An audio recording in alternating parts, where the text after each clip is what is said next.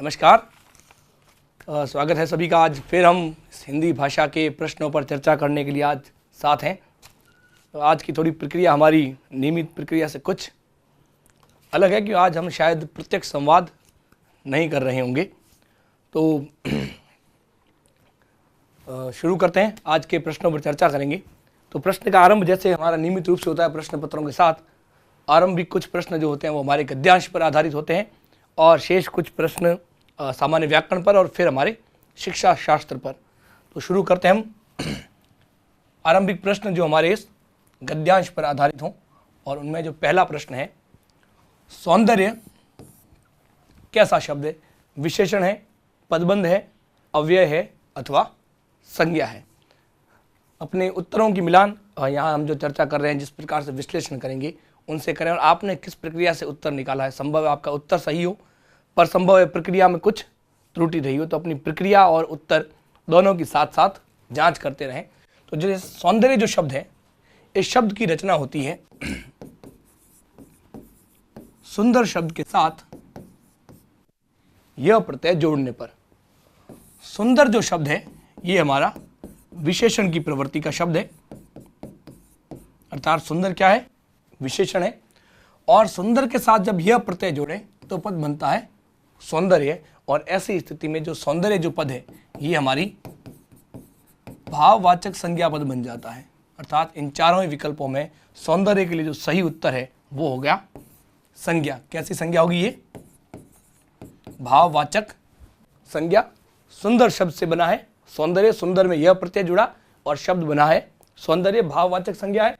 तो यहाँ जो विकल्प है हमारे चारों, विशेषण, पदबंध, अव्यय और संज्ञा, इनमें सही उत्तर होगा हमारा संज्ञा। अगले प्रश्न की बात करते हैं। गद्यांश में शब्द आया हुआ है कर्मफल। तो इस कर्मफल शब्द में कौन सा समास है?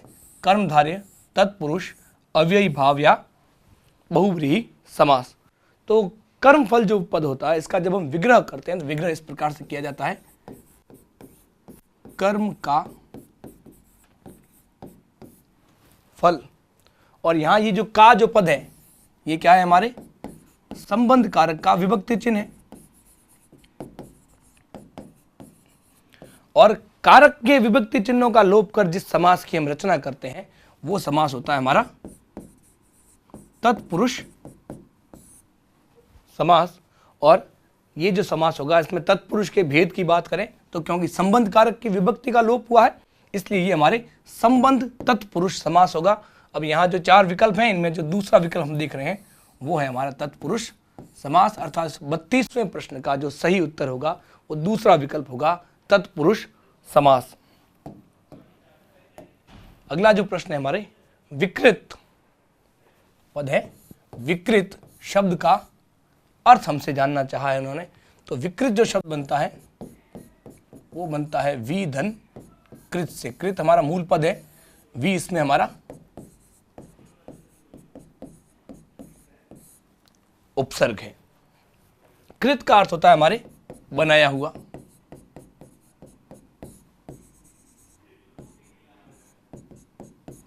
अब यहां देखिए विकल्प विशिष्ट, अलग हुआ, अलग, बिगड़ा हुआ और बनाया हुआ। तो बनाया हुआ तो सिर्फ इस कृत का ही उत्तर हो गया, लेकिन साथ में एक उपसर्ग और है वी, अर्थात वी के जुड़ने पर इस कृत में कुछ नवीनता आनी चाहिए, मतलब कुछ अलग तरीके से बनाया हुआ।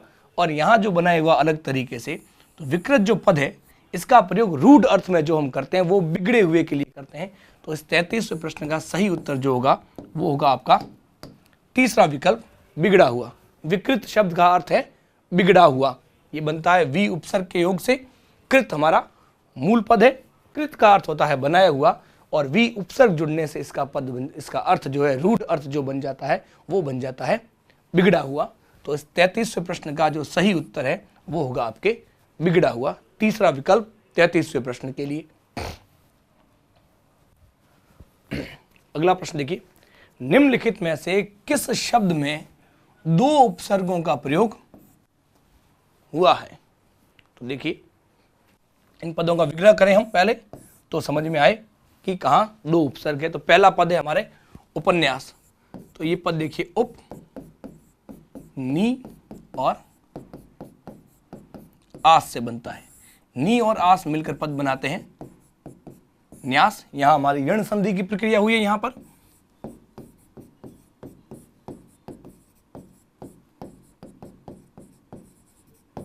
ठीक, और फिर इस न्यास पद के आगे पद जुड़ा है उप, तो पद बन गया हमारा उपन्यास। आधार जो शब्द बनता है वो बनता है आ और धार से। कथानक, ये इसका तो मूल पद ही कथा है, तो यहां उपसर्ग की तो कोई संभावना ही नहीं है। और पवित्र, ये बनता है पौधन इत्रधन ता से, तो यहां एक उपसर्ग है। आधार में एक उपसर्ग है, लेकिन उपन्यास में उप और नी ये दो उपसर्ग हैं। तो हमारा जो प्रश्न है कि निम्नलिखित में से किस शब्द में दो उपसर्गों का प्रयोग हुआ है, तो इन चारों ही पदों में जो दो उपसर्ग की जो स्थिति है वो इस पहले पद, पहले विकल्प उपन्यास के साथ है। अर्थात 34वें प्रश्न का जो सही उत्तर होगा वो होगा आपके उपन्यास। इसमें दो उपसर्ग है, एक उपसर्ग है हमारा उप और दूसरा है नी। तो इन दो उपसर्गों की सहायता से इस उपन्यास शब्द की रचना हुई। ध्यान रखें, परीक्षा में जब भी ऐसे प्रश्न आते हैं तो प्रत्येक पद का इस प्रकार से विश्लेषण साथ करें ताकि प्रश्न के उत्तर में किसी प्रकार की त्रुटि या अशुद्धि की कोई संभावना नहीं रहे। अगले प्रश्न की ओर बढ़ते हैं। एक वाक्य जो इस गद्यांश में रेखांकित, उसमें लिखा गया है रेखांकित वाक्य में मैं किस प्रकार का सर्वनाम है। तो पहले हम वाक्य की जांच करें, और ये वाक्य रेखांकित है। रेखांकित वाक्य है कि बाण भट्ट नारी के प्रति उदार दृष्टिकोण रखता है और कहता है मैं नारी सौंदर्य को संसार की सबसे अधिक प्रभावोत्पादिनी शक्ति मानता हूं। तो यहां देखिए, यहां जो पद आया है मैं, ये किसके लिए आया?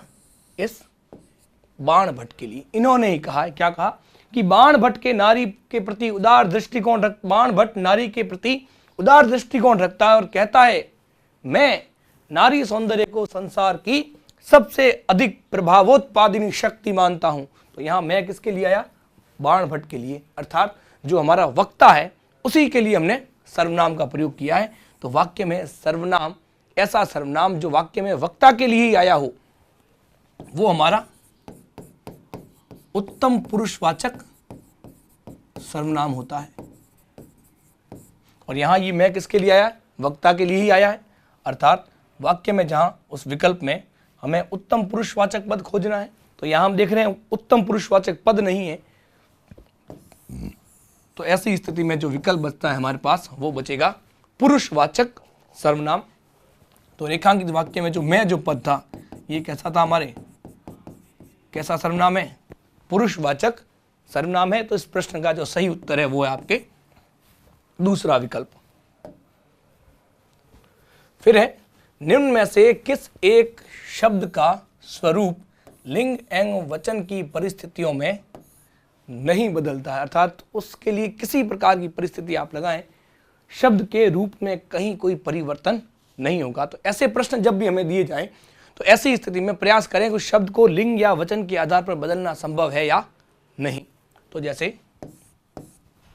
ध्यान रखें, यहां जब लिंग और वचन हम बदल रहे हैं तो ध्यान रखें पद के साथ कोई विभक्ति चिन्ह नहीं जोड़ना है आपको।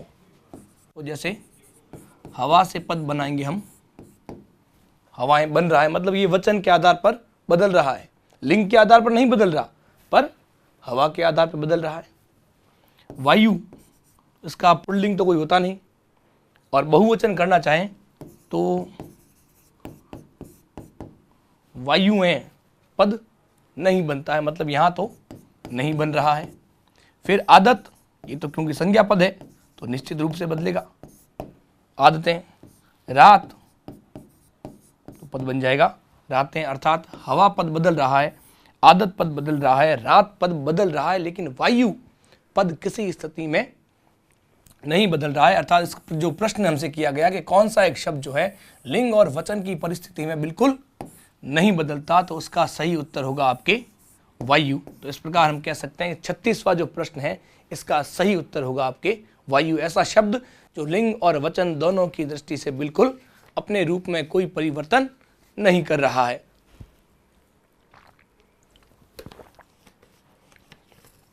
अगला जो प्रश्न है हमारा 37वें प्रश्न की बात करते हैं कि निम्नलिखित में से कौन सा शब्द स्त्रीलिंग है। 4 विकल्प दे रखे हैं और इनमें से हमें स्त्रीलिंग शब्द की पहचान करनी है। जैसे बुढ़ापा आ गया है, मतलब बुढ़ापा कैसा पद है, क्रिया कैसी आई, इसके पुल्लिंग की आई है, अर्थात बुढ़ापा पुल्लिंग शब्द है। सुशील विशेषण है लेकिन पुल्लिंग विशेषण है।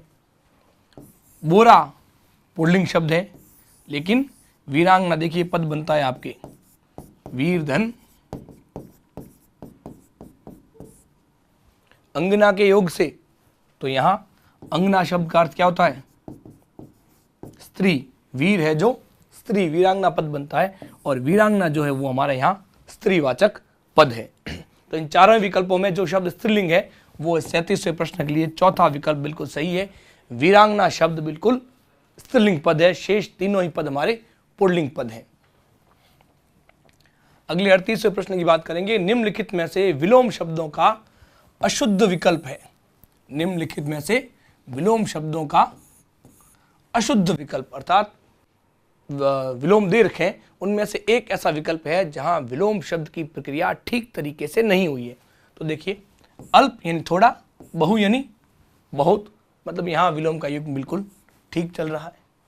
दूसरा देखते हैं अकंटक, जिसमें किसी प्रकार के कांटे नहीं हो, कोई समस्या नहीं हो, और कंटकीय जो कांटों से भरा हो, मतलब यहां भी विलोम बिल्कुल ठीक है।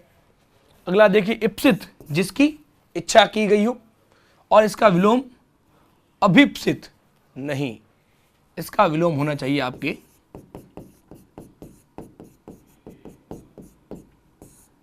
अनिप्सित।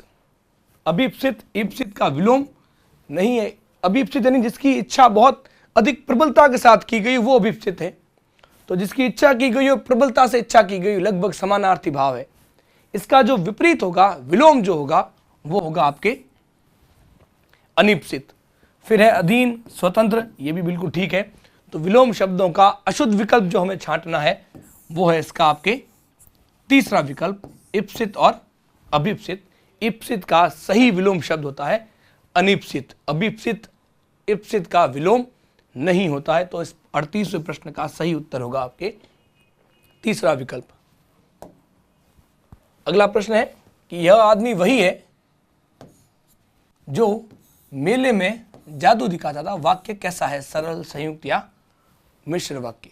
तो देखिए मिश्र वाक्यों की पहचान की हमने पहले भी बात की कि जहां तक संयोजक शब्द आ रहा है पहले वाक्य को वहां से अलग करके देखें। तो यहां देखिए कि जो का प्रयोग हम कर रहे हैं, यहां से शायद इसे हमने संयोजित किया है, या वाक्य में जहां मध्य में कहीं क्रिया आ रही है, वाक्य समाप्त हो रहा है, तो जैसे यहां होना क्रिया से वाक्य समाप्त हो रहा है। अब यदि ऐसी स्थिति में हम दोनों वाक्यों को पृथक करें तो दोनों वाक्य अर्थ पूरी तरह देने में सक्षम नहीं होंगे। जो पहला वाक्य होगा उसमें एक प्रश्न कोई शेष रह जाता है, यह आदमी वही है। वही कौन सा? तो यहां आपके पास एक प्रश्न रह जाता है जो अनुत्तरित होगा, और वो उत्तर आपको इसका दूसरा वाक्य देगा कि जो मेले में जादू दिखाता था। और यहां ये आदमी कौन सा? जो जादू दिखाता था। पहले वाक्य में जो आदमी आया है, ये उस आदमी की क्या है? विशेषता है कि वो आदमी क्या करता है? जादू दिखाता है। तो ऐसी स्थिति में जब पहला वाक्य हो और उसके साथ में उसकी स्थिति को स्पष्ट करने के लिए कोई वाक्य उस पर आश्रित हो, जब एक प्रधान उपवाक्य हो दूसरा उस पर आश्रित हो, तो होता है मिश्र वाक्य। और मिश्र वाक्य में भी ये जो आश्रित उपवाक्य है, ये प्रधान उपवाक्य की संज्ञा की विशेषता बताने का काम कर रहा है। अर्थात ये आपका मिश्र वाक्य में भी विशेषण उपवाक्य की श्रेणी का पद है।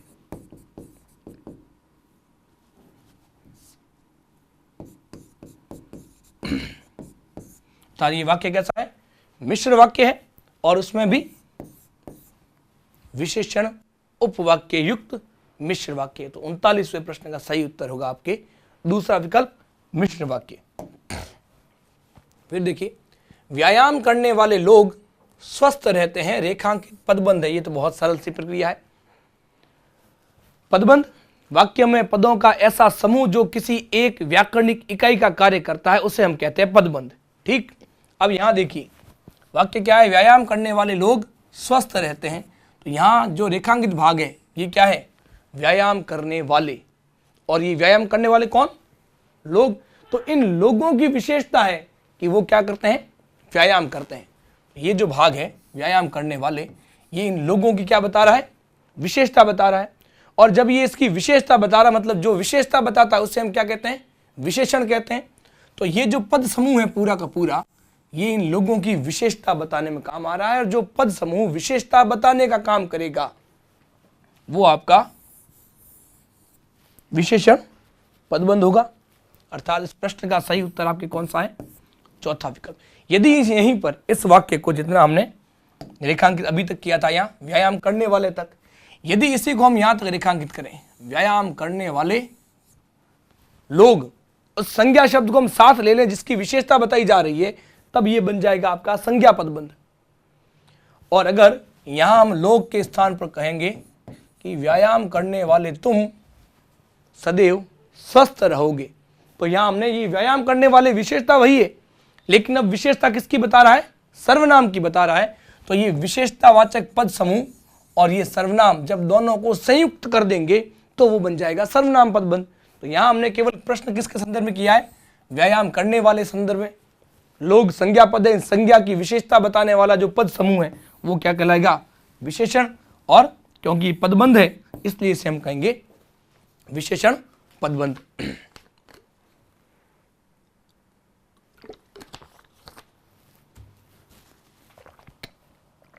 आगे बढ़ते हैं।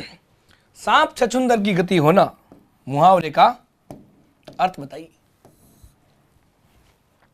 कभी सांप कभी छछूंदर, कभी सांप कभी छछूंदर, कभी सामने आ रहा है कभी छुप रहा है, पता नहीं चल रहा कि क्या करना है। और जब ठीक तरह से ज्ञात नहीं हो कि क्या करना है तो इसका अर्थ ये है कि हम दुविधा में हैं। तो सांप छछूंदर की गति होना अर्थात दुविधा में होना। तो 41वें प्रश्न का जिन्होंने तीसरा विकल्प चुना है उन सभी के उत्तर बिल्कुल सही हैं। सांप छछूंदर की गति होना, मुहावरे का सही अर्थ होता है दुविधा में होना। अगला प्रश्न देखिए इसी प्रकार का है। चोर से कहे चोरी कर और सेठ को कहे कि जागते रहो, इस कहावत का अर्थ क्या है। देखिए, एक व्यक्ति से हम कोई कार्य करने को कहते हैं और दूसरे व्यक्ति को उसी कार्य के विरुद्ध भड़का रहे हैं। एक व्यक्ति से कार्य करवा रहे हैं, दूसरे को उस कार्य को रोकने के लिए हम तैयार कर रहे हैं। भाई चोर तो जा रहा है चोरी करने के लिए, इस कार्य के लिए हमने कहा, चोर से कहा तू जा चोरी कर।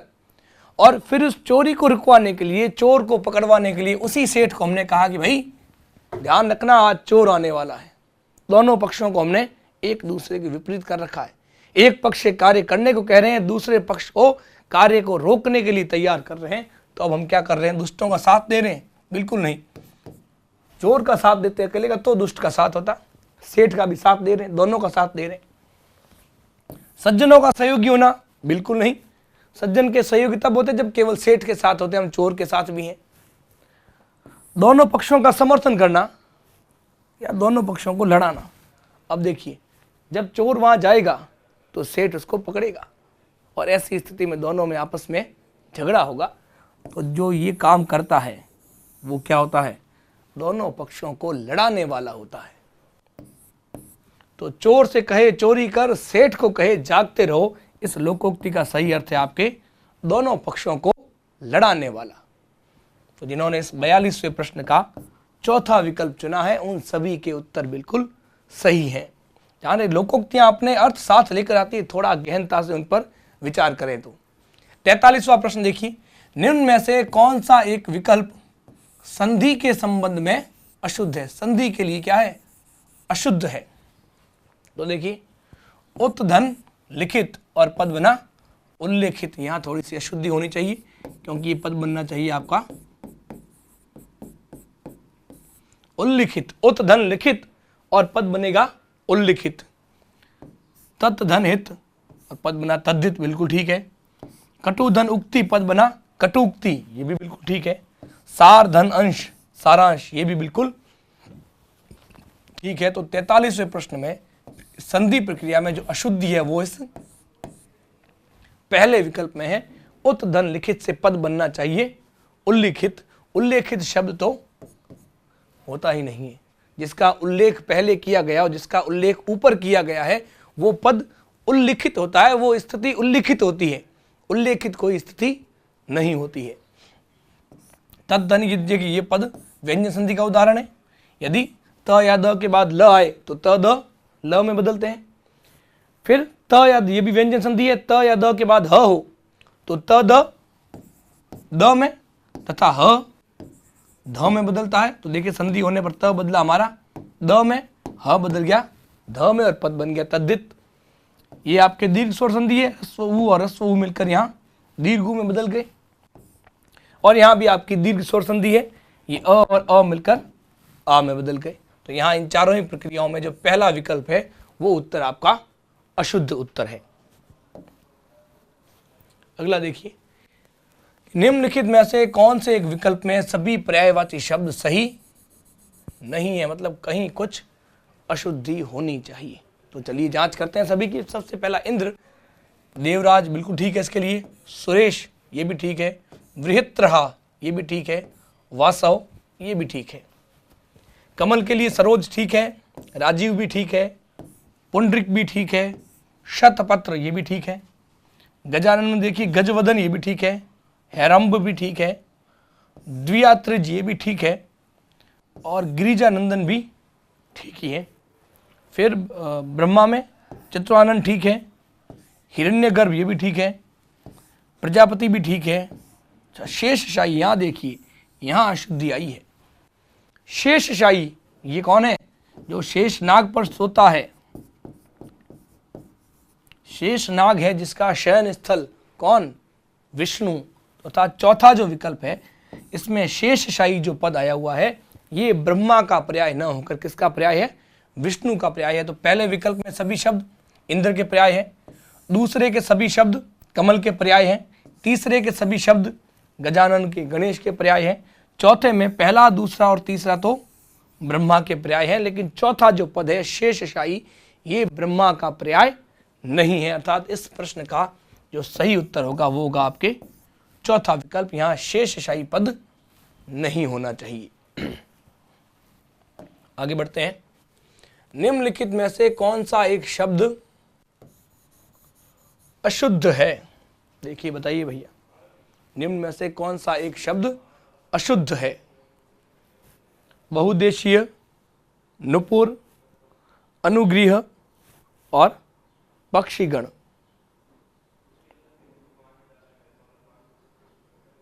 बताइए जी। बहुउद्देशीय ये बनता है पद बहुधन उद्देशीय से, तो यहाँ दीर्घ स्वर संधि हुई है, मतलब ये पद आपका बिल्कुल सही है। नुपुर घुंघरू ये भी बिल्कुल ठीक है। अनुग्रह यहाँ थोड़ी सी अशुद्धि दिख रही है क्योंकि ये पद होना चाहिए आपका अनुग्रह, अनुग्रह नहीं होता है। तो सही शब्द है वो क्या होता है? अनुग्रह होता है। पक्षीगण ये भी बिल्कुल ठीक है क्योंकि देखिए पक्षी मूल शब्द में तो ऐसे हो लिखा जाएगा, लेकिन जैसे ही इसके साथ गण पद जुड़ा तो ये क्या बन गया? बहुवचन। और बहुवचन होने पर जो इकारांत जो ध्वनि है वो इकारांत हो जाती है। तो ये पक्षी गण जुड़ने पर पक्षी जब बहुवचन रूप में आया तो ये पक्षी गण लिखा जाएगा, यहाँ भी बिल्कुल सही है। तो ये जो तीसरा विकल्प है आपके अनुग्रह, ये पद अशुद्ध है, सही शब्द होना चाहिए था अनुग्रह, जबकि यहाँ अंकित है आपके अनुगृह। अर्थात तीसरा विकल्प इस 45वें प्रश्न के लिए बिल्कुल उचित होना चाहिए क्योंकि ये शब्द जो है अशुद्ध है। आगे बढ़ते हैं। देखिए, निम्नलिखित में से कौन से कौशल जो हैं वो अमूर्त हैं? बताइए, अमूर्त कौशल कौन कौन से हैं इनमें से? मूर्त और अमूर्त कौशल की बात कर रहे हैं हम, तो अमूर्त कौशल कौन कौन से हैं? थोड़ा सरल प्रक्रियागत प्रश्न है।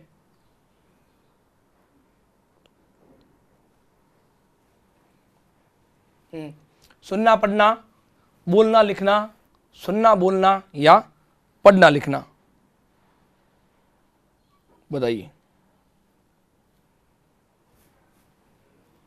यहाँ उत्तर आ रहे हैं, ठीक है जी हाँ बिल्कुल सही। ठीक है, चल रहे हैं अभी। हम्म।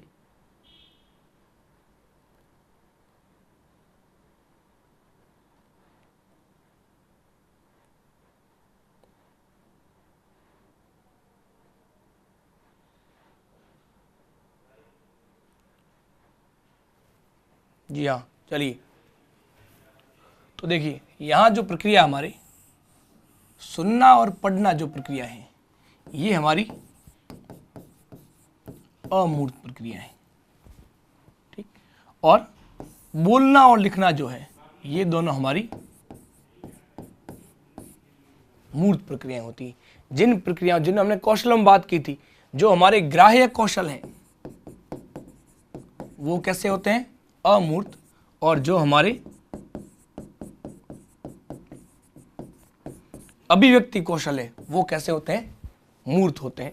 तो यहां देखिए प्रश्न हमसे क्या है, अमूर्त कौशल के विषय में पूछा गया है। तो सुनना और पढ़ना ये दोनों हमारे कैसे कौशल है? अमूर्त कौशल है। यदि मूर्त कौशल में प्रश्न होता तो होता हमारे बोलना और लिखना। ध्यान रखें इस बारे में, परीक्षा में प्रश्न इसके विषय में आते हैं। सुनना पढ़ना अमूर्त, बोलना और लिखना मूर्त कौशल है। अगले प्रश्न की ओर बढ़ते हैं कि निम्नलिखित में से कौन सा एक बहुमाध्यम नहीं है? चलचित्र पट्टिका, शिक्षक, मायादीप या शिरोपरि प्रक्षेपक, इनमें से कौन सा एक पद है जो बहुमाध्यम नहीं है?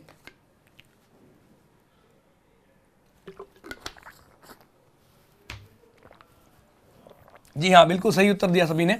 दूसरा जो विकल्प है शिक्षक, ध्यान रखें, शिक्षक बहुमाध्यम नहीं है। बहुमाध्यम तो वे तत्व हैं जो शिक्षण प्रक्रिया में हम विषय वस्तु को सरल बनाने के लिए, विषय वस्तु को प्रभावी तरीके से विद्यार्थियों के सामने प्रस्तुत करने के लिए जिन अन्य तत्वों की सहायता लेते हैं वो सारी के सारे हमारे बहुमाध्यम है। जबकि शिक्षक तो अधिगम प्रक्रिया में सबसे महत्वपूर्ण तत्व है, अर्थात शिक्षक आपके बहुमाध्यम की श्रेणी में नहीं आता। चलचित्र पट्टिका, मायादीप और शिरोपरि प्रक्षेपक, ये तीनों ही आपके बहुमाध्यम की श्रेणी में आते हैं। आगे बढ़ते हैं। भाषा में बिंब कितने हैं भाई? ये तो सबको अज्ञात होना चाहिए। 2, 3, 4 या 7? जी हाँ, ठीक है, सबके उत्तर बिल्कुल सही आ रहे हैं। भाषा में बिंब होते हैं 4, श्रव्य बिंब, दृश्य बिंब, विचार बिंब और भाव बिंब। बिल्कुल सही, 4 बिंब है हमारे, श्रव्य बिंब, दृश्य बिंब, विचार बिंब और भाव बिंब। ये 4 बिंब होते हैं भाषा में कौशलों के लिए, भाषा सीखने के लिए 4 बिंब कार्य करते हैं। तो भाषा में बिंबों की संख्या जो पूछी गई वो कितनी है? कुल 4 बिंब होते हैं। 4 प्रकार के बिंब होते हैं, श्रव्य, दृश्य, विचार और भाव। तो 48वें प्रश्न का तीसरा विकल्प बिल्कुल सही उत्तर है। आगे बढ़ते हैं अब हम। श्रुत लेखन विधि का उद्देश्य नहीं है। निम्न चारों उद्देश्यों में से कौन सा एक उद्देश्य ऐसा है जो श्रुत लेखन विधि में हमारे लिए महत्वपूर्ण नहीं है? तो देखिए, लेखन गति का विकास करना, वाचन गति का विकास करना, एकाग्र चित्तता का विकास, शुद्ध और स्पष्ट लेखन का विकास। तो यहां देखिए, लेखन गति तीव्र हो, क्योंकि श्रुत लेखन में क्या है? शिक्षक बोलेगा और विद्यार्थी लिखेगा। तो अगर वो अच्छी गति से लिख रहा है तो शिक्षक द्वारा कहे गए सभी कथनों और शब्दों को वो लिख पाएगा, उनमें से कोई शब्द या वाक्य पीछे नहीं रहेगा। अर्थात लेखन गति का विकास श्रुत लेखन में किया जाता है। दूसरा वाचन गति। वाचन गति का ध्यान रखें, श्रुत लेखन से कोई संबंध नहीं है। वाचन गति जो है इसका श्रुत लेखन से कोई संबंध नहीं है। आगे बढ़ते हैं। एकाग्र चित्तता का विकास।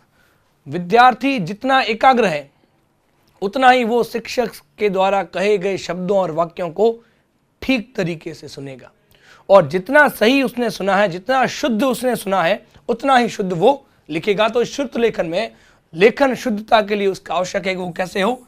एकाग्र चित्त भी हो, शुद्ध लिखे और स्पष्ट लिखे। ये तो हमारे शुद्ध लेखन का सबसे महत्वपूर्ण आधार है। तो ये भी यहाँ होगा। तो जो वाचन गति का जो विकास है ये शुद्ध लेखन के लिए महत्वपूर्ण नहीं है। अर्थात 49वां जो प्रश्न है इसका सही उत्तर होगा हमारे दूसरा विकल्प। लेखन गति का विकास, एकाग्र चित्तता, शुद्ध और स्पष्ट लेखन, ये सारे के सारे इस शुद्ध लेखन के हमारे उद्देश्य हैं। अगला देखिए, अनुकरण वाचन के भेद। अनुकरण वाचन कितने प्रकार का होता है? 2, 3, 4, 5, बताइए। जी हाँ, सही उत्तर दिया सबने, 2। अनुकरण वाचन देखिए 2 प्रकार से करवाया जाता है कक्षा में। एक तो व्यक्तिगत और दूसरा होता है हमारे सामूहिक। ये देखिए, अनुकरण के लिए जो हम व्यक्तिगत और सामूहिक प्रक्रिया जो काम में लेते हैं, ये बालकों के उच्चारण की शुद्धता के लिए ली जाती है।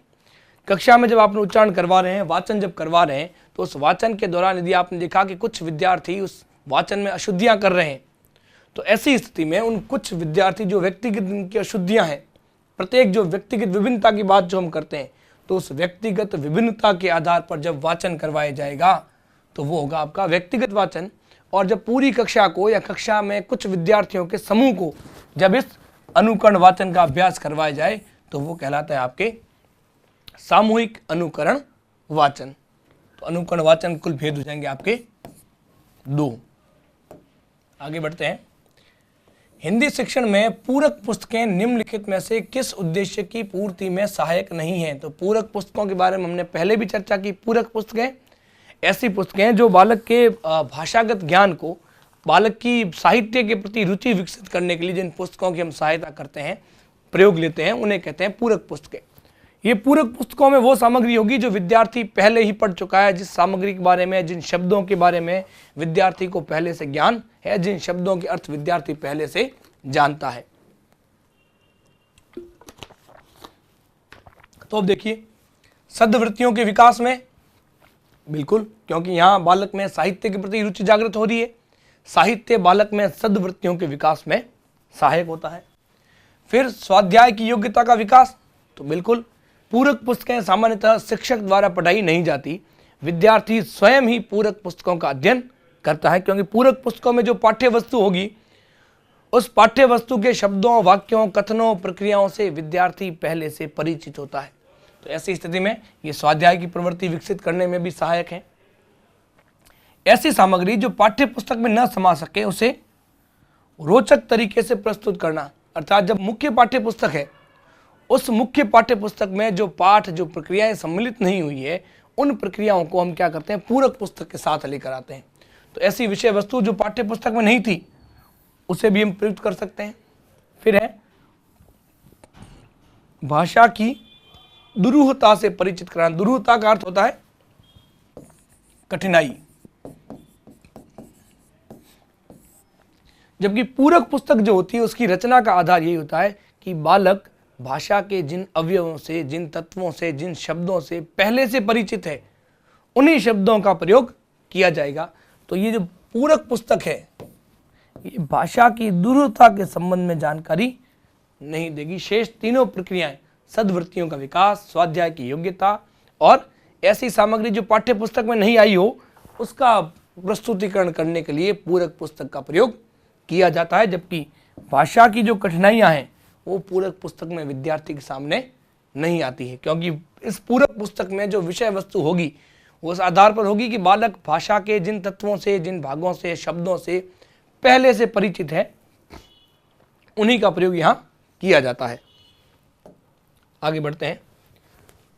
उपचारात्मक शिक्षण के संदर्भ में असंगत कथन कौन सा है? देखिए, सभी कथनों की बात करते हैं। उपचारात्मक शिक्षण की व्यवस्था का कार्य निदानात्मक परीक्षण करता है। तो ये कथन ठीक कहा जा सकता है, क्योंकि पहले निदान होगा, तो जब निदान होगा तभी हम इस उपचारात्मक शिक्षण की व्यवस्था करेंगे। निदान से पहले उपचारात्मक शिक्षण नहीं होता है। उपचारात्मक शिक्षण में विद्यार्थी की क्षमताओं का विकास किया जाता है। बिल्कुल सही। जब निदान किया तो हमने पता चला कि विद्यार्थी जो प्रक्रियाएं नहीं सीख पाया, वो क्यों नहीं सीखा, उन समस्याओं को, उन बाधाओं को जब दूर किया जाएगा तो विद्यार्थी की क्षमताओं का विकास होना तय है। क्योंकि जो वो पहले जिस क्षमता का विकास नहीं हुआ था, हमें पता चला कि बालक को जब हमने मूल्यांकन किया, जब जांच की, तो पता चला कि हम बालक को जो सिखाना चाहते थे वो बालक नहीं सीखा। अब हम निदान करेंगे तो पता लगेगा कि बालक क्यों नहीं सीखा। तो नहीं सीखने का जो कारण है, जब उसे दूर कर दिया जाएगा तो बालक निश्चित रूप से सीख जाएगा, और सीखेगा, इसका अर्थ बालक की क्षमताओं का विकास होगा। फिर देखिए, इसमें विद्यार्थियों की व्यक्तिगत कठिनाइयों का व्यक्तिगत रूप से दूर किया जाता है। बिल्कुल, प्रत्येक विद्यार्थी की यदि कोई व्यक्तिगत कठिनाई भी है तो उस प्रत्येक विद्यार्थी की कठिनाइयों का निवारण किया जाएगा, अधिगम संबंधी बाधाओं को दूर किया जाएगा। तो ये कार्य भी हम करते हैं। इसमें समयाभाव के कारण विद्यार्थियों द्वारा गृह कार्य पूर्ण न होने जैसी समस्याओं का उपचार नहीं किया जाता। तो ये प्रक्रिया थोड़ी सी असंगत है। क्यों है? अब देखिए, उपचारात्मक शिक्षण में हम बालक के हर पक्ष की जांच करते हैं। अब यदि बालक समय पर गृह कार्य पूर्ण नहीं कर रहा है तो ये भी अधिगम में बाधा है, क्योंकि गृह कार्य हम क्यों देते हैं? ताकि विद्यार्थी ने विद्यालय में जो पढ़ा है उसका दोहरान हो जाए। अब बालक गृह कार्य नहीं कर रहा मतलब दोहरान नहीं हो रहा, दोहरान नहीं होगा तो अधिगम की मात्रा घटेगी, अधिगम की मात्रा घटेगी अर्थात हम जो सिखाना चाहते हैं बालक वो ठीक तरह से नहीं सीख पाएगा। तो अब हम पता लगाएंगे कि बालक नियमित रूप से गृह कार्य क्यों नहीं करता है। जब उसका कारण पता चलेगा वो हो जाएगा निदान। और अब हम प्रयास करेंगे कि विद्यार्थी के गृह कार्य पूर्ण न करने के जो कारण हैं उन कारणों को दूर किया जाए, उन कारणों को हटाया जाए, ताकि बालक समय पर गृह कार्य करे, उसका दोहरान ठीक तरीके से हो और अधिगम पूर्ण मात्रा में हो जाए। तो इस प्रश्न में उपचारात्मक शिक्षण के संदर्भ में जो असंगत कथन कहा गया है वो चौथा विकल्प जो है वो असंगत कथन है, क्योंकि यहाँ गृह कार्य पूर्ण न होने जैसी समस्याओं का उपचार किया जाता है। अगला प्रश्न देखें कि यदि तुम्हें कुछ खिलौने दे दी जाए तो तुम क्या करोगी? यदि तुम्हें कुछ खिलौने दिए जाए तो तुम क्या करोगी? इस प्रश्न को क्यों करेंगे हम? तो विद्यार्थी सोचेगा भाई प्रश्न दिए तो खिलौने दे दिए मुझे, तो अब मैं क्या करूं? तो देखिए, विद्यार्थियों के अनुभव और चिंतन को स्थान देना, मौखिक परीक्षा लेना, गणित की ओर प्रवृत्त करना, नए शब्दों से परिचित कराना। तो देखिए, खिलौने उसके लिए कोई नया शब्द नहीं है और नई वस्तुएं भी उसके लिए प्रायः नहीं होगी। तो नए शब्दों का खिलौनों को देकर और उसमें प्रश्न करना कि तुम क्या करोगे, तो यहाँ विद्यार्थी नए शब्दों से परिचित नहीं हो रहा है। गणित की ओर प्रवृत्त करना ये भी विशेष उद्देश्य नहीं है। मौखिक परीक्षा लेना ये भी नहीं कर रहे, क्योंकि मौखिक परीक्षा तो हम उसके जो हम पढ़ा रहे हैं, जो सिखा रहे हैं उसके द्वारा या बालक के पूर्व ज्ञान के आधार पर भी ले सकते हैं। तो हमारा उद्देश्य क्या है? एक तो बच्चे के अनुभव पता चले कि पूर्व में जब उसे वस्तुएं मिलती है तो वो उनका वितरण करता है या नहीं करता है, या उसके आसपास के जो लोग हैं वस्तुओं को एक दूसरे के साथ मिल बांट कर उनका प्रयोग करते हैं या नहीं करते हैं। और साथ ही बालक स्वयं सोचे कि जब खिलौने मुझे मिल रहे हैं तो उन खिलौने से क्या किया जाए। मैं खेलूंगा, अपने दोस्तों को बुला के दिखाऊंगा, दोस्तों के साथ बांट कर खेलूंगा, जिसके पास कम होंगे उसे खिलौने दूंगा। वो अपने अपने विचार विद्यार्थी प्रस्तुत करें। तो यदि तुम्हें कुछ खिलौने दे दी जाए तो तुम क्या करोगी? इस प्रश्न का जो उद्देश्य है वो है बच्चों के अनुभव और चिंतन को स्थान देना, अर्थात 53वां जो प्रश्न है इसका सही उत्तर होगा पहला विकल्प। अगले प्रश्न की बात कर रहे हैं कि उदाहरण से नियम की ओर शिक्षण सूत्र के समांतर चलने वाला कौन सा एक सूत्र नहीं है। तो देखिए, उदाहरण से नियम की ओर जाना, देखिए उदाहरण सरल है लेकिन नियम थोड़ा जटिल होता है, तो ये तो बिल्कुल सही है। स्थूल से सूक्ष्म की ओर, बिल्कुल सही, नियम बहुत सूक्ष्म तथ्य होता है जबकि उदाहरण बहुत सामान्य कथन होता है। स्थूल यानी बड़ी बड़ी बात, नियम बहुत गहन होगा, बहुत सूक्ष्म होगा, तो ये दूसरा कथन भी बिल्कुल सही। सामान्य से विशिष्ट की ओर या विशिष्ट से सामान्य की ओर, अब इन दोनों में से किसी एक विकल्प का आपको चयन करना। तो देखिए, हमें जाना कहाँ है? उदाहरण से नियम की ओर।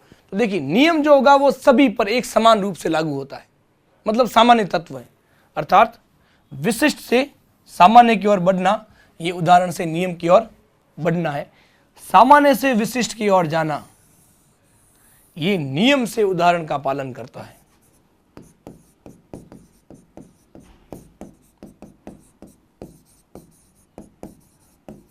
अर्थात 54वां जो प्रश्न है इसका सही उत्तर होगा आपके तीसरा विकल्प। ये देखिए, आगमन और निगमन की प्रक्रिया में हमने इस पर पहले भी बहुत चर्चा की है।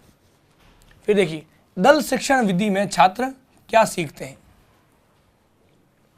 समूह के साथ कार्य करना सीखते हैं, बिल्कुल सीखते हैं, क्योंकि देखिए यहाँ शिक्षण जो करवाया जाएगा शिक्षकों के समूह से करवाया जाएगा। फिर जब हम अनुवर्ती कार्य करवाएंगे तो वहाँ विद्यार्थी वहाँ भी अपने अपने समूह के साथ कार्य करेंगे, तो विद्यार्थी समूह के साथ कार्य करना तो सीखता है। दूसरे के तर्कों का खंडन करना, ये देखिए ये भी अनुवर्ती कार्य में आएगा। विद्यार्थियों के समूह बनाए गए, उनके साथ चर्चा की जा रही है, वहां वाद विवाद हो रहा है, तर्क वितर्क हो रहा है, तो विद्यार्थी अपने तर्क के आधार पर दूसरे के तर्क का खंडन करने में सक्षम होता है, अर्थात सही और गलत को तर्क के साथ प्रस्तुत करने में सक्षम होता है। अपने विचार तार्किक रूप से प्रस्तुत करना है, इसमें भी वो सक्षम है, इस तर्क प्रक्रिया में भी करेगा। और जो पहला हमारा कार्य है जहां सभी विद्यार्थी मिलकर किसी प्रश्न को हल कर रहे हैं, तो यहाँ पहला, दूसरा और तीसरा ये तीनों ही कार्य कर रहा है, अर्थात यहाँ जो चौथा विकल्प है उपर्युक्त सभी, ये इस 55वें प्रश्न का सही उत्तर होगा।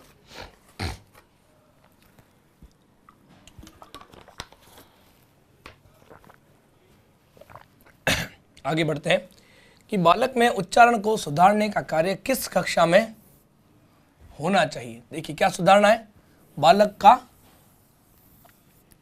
उच्चारण सुधारना है। तो देखिए उच्चारण कौशल तो हम बालक में आरंभ से ही कर रहे हैं। तो देखिए उच्च प्राथमिक, प्राथमिक, माध्यमिक या उच्च माध्यमिक, तो इन चारों स्थितियों में जो हमारा सर्वश्रेष्ठ विकल्प है वो है प्राथमिक स्तर, क्योंकि बालक में कौशल तो हम सारे के सारे कहाँ कर रहे हैं, प्राथमिक स्तर में विकसित कर रहे हैं। श्रवण कौशल, उच्चारण कौशल, वाचन कौशल, लेखन कौशल, सारे कौशल हम कहाँ विकसित कर रहे हैं, प्राथमिक स्तर पर।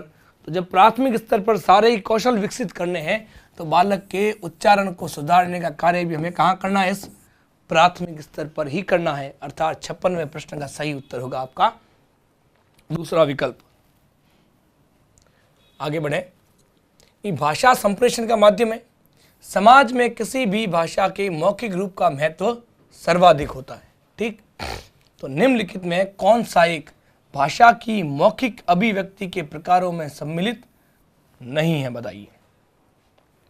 जिससे भाषा की मौखिक अभिव्यक्ति नहीं हो रही, तो देखिए कहानी लेखन, वार्तालाप, वाद विवाद और कहानी कथन। यहाँ देखिए पहला ही विकल्प देखिए आप, विकल्प क्या है, कहानी लेखन। तो यहाँ जब लिखना है तो यहाँ मौखिक नहीं लिखित अभिव्यक्ति हो रही है। वार्तालाप में हम आपसी बात करते हैं, वाद विवाद में तर्क वितर्क है, कहानी कथन मतलब कहानी कहना, तो ये भी मौखिक प्रक्रिया है, लेकिन कहानी लेखन जो है ये हमारी मौखिक प्रक्रिया नहीं है और हमें बात मौखिक प्रक्रिया की ही करनी है, अर्थात 57वें प्रश्न का सही उत्तर जो होगा वो होगा आपका पहला विकल्प। अगले प्रश्न की बात कर रहे हैं, उपलब्धि परीक्षण के संदर्भ में असत्य कथन कौन सा है, बताइए। कि उपलब्धि परीक्षण में विद्यार्थियों की योग्यताओं का मापन किया जाता है। इसकी सहायता से अध्यापक अपनी शिक्षण विधियों में सुधार करता है। यह विद्यार्थियों के वर्गीकरण में सहायक नहीं है। ये पिछड़े हुए बालकों की पहचान करने में उपयोगी है। तो कौन सा कथन असत्य है, चारों की बात करते हैं। पहला विकल्प देखिए, इसके द्वारा विद्यार्थियों की योग्यताओं का मापन किया जाता है, बिल्कुल सही है। इससे हम पता लगाते हैं बालक कितना सीख पाया है, तो उसमें कितनी योग्यताएं हैं और किस स्तर पर विकसित हुई है, इसका ज्ञान उपलब्धि परीक्षण से होता है। तो पहला कथन तो बिल्कुल सही है, हमें जांचना कौन सा है, असत्य। तो ये कथन तो सत्य है। इसकी सहायता से अध्यापक अपनी शिक्षण विधियों में सुधार कर सकता है, तो बिल्कुल सही कर सकता है। जब हमने पढ़ाया उसके बाद जब परीक्षण किया तो पता चला कि विद्यार्थी कुछ प्रक्रियाओं को, कुछ स्थितियों को सीख नहीं पाया। इसका अर्थ जिस प्रक्रिया से हमने पढ़ाया, जिस शिक्षण विधि से हमने पढ़ाया, वो शिक्षण प्रक्रिया वहां प्रभावी नहीं रही है। तो इसका अर्थ है अब हमें अपनी शिक्षण प्रक्रिया में कोई परिवर्तन करना होगा, तो अर्थात इसकी सहायता से अपनी शिक्षण विधियों में परिवर्तन करते हैं। यह विद्यार्थियों का वर्गीकरण करने में सहायक नहीं है। अरे यहाँ गड़बड़ है, क्योंकि ये प्रक्रिया विद्यार्थियों का वर्गीकरण करने में सहायक है। ये वर्गीकरण कैसा, ये सीखने में कि कितने विद्यार्थी किस स्तर तक सीख पाए हैं और कितने विद्यार्थी उचित स्तर तक सीख नहीं पाए। तो सीख सकने और नहीं सीख सकने वाले विद्यार्थियों का ये क्या करता है, वर्गीकरण करता है। पिछड़े हुए बालकों की पहचान करवाने में उपयोगी है, क्योंकि जो बालक शिक्षण प्रक्रिया में किसी विषय को, किसी तथ्य को, किसी प्रकरण को नहीं सीख पाया है, अर्थात वो बालक कैसा है, पिछड़ा हुआ है। तो हमें पता चलेगा कौन से बालक नहीं सीख पाए, तो उन्हें हम सिखाने के लिए फिर से प्रयास करेंगे। तो यहाँ 58वें प्रश्न का सही उत्तर होगा आपका तीसरा विकल्प। आगे बढ़ते हैं। प्रत्यक्ष विधि के संदर्भ में कौन सा कथन असत्य है? तो देखिए 4 कथन है। प्रत्यक्ष विधि का प्रवर्तन बंगाल में येट्स ने किया।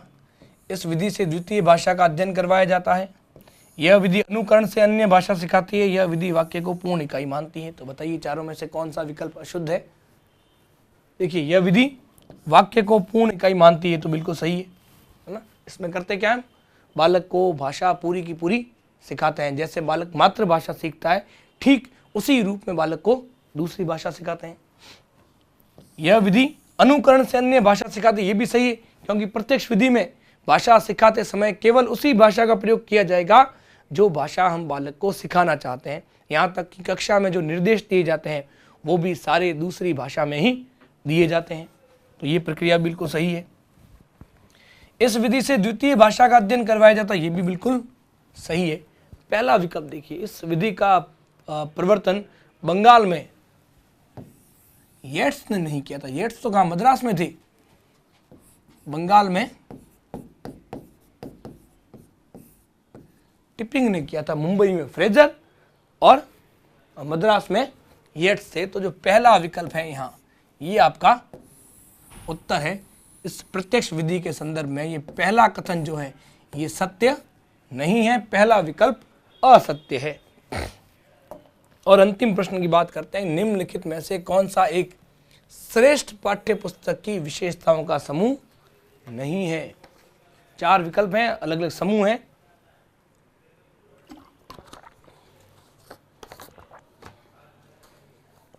देखिए, सरल भाषा होनी चाहिए, शुद्धता होनी चाहिए, सार्थकता होनी चाहिए, मतलब पहला सही। शुद्धता होनी चाहिए, जीवन संबद्धता होनी चाहिए, क्रमबद्धता होनी चाहिए, ये भी सही। शुद्धता होनी चाहिए, सार्थकता होनी चाहिए, रुचिकर होनी चाहिए। यहाँ लिख रखा हमारे रुचिहीन। क्रमबद्धता होनी चाहिए, रोचकता होनी चाहिए, उचित साज सज्जा भी होनी चाहिए। लेकिन कोई पाठ्य पुस्तक किसी स्तर पर रुचिहीन नहीं होनी चाहिए। वो कैसी होनी चाहिए?